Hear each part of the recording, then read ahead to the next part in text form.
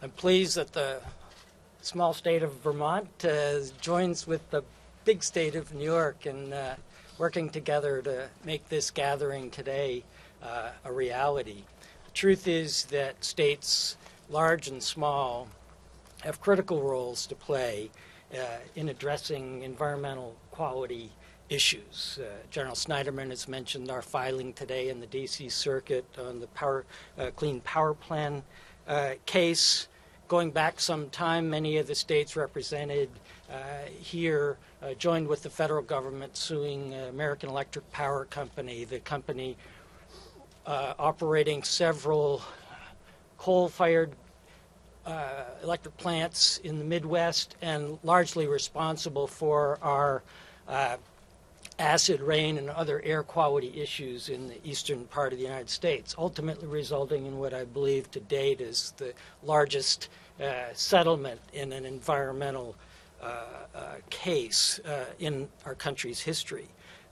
With help from a number of these states, we successfully litigated Vermont's adoption of the so-called California standard for auto emissions in federal court in Vermont, now the standard in the country.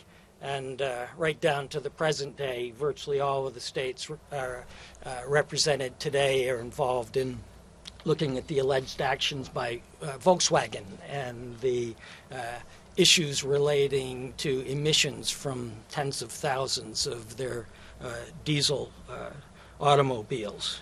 But today we're talking about climate change, which I don't think there's any doubt, at least in our ranks, is the environmental issue of our times.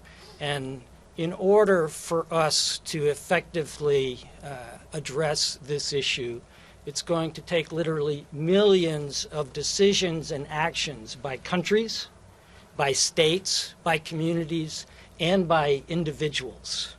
And just very briefly, Vermont is stepping up and doing its part. Our legislature has set goals of a 75% reduction, looking from a 1990 baseline, a 75% reduction in greenhouse gas emissions by 2050. Similarly, our electric utilities have a goal of 75% use of renewable energy sources by 2032. So we've been doing our part. Our presence here today is to pledge to continue to do our part. I'm mindful of the fact that I'm between you and the real rock star on this issue, and so I'm going to turn it back to General Snyderman to introduce the next speaker. Thank you.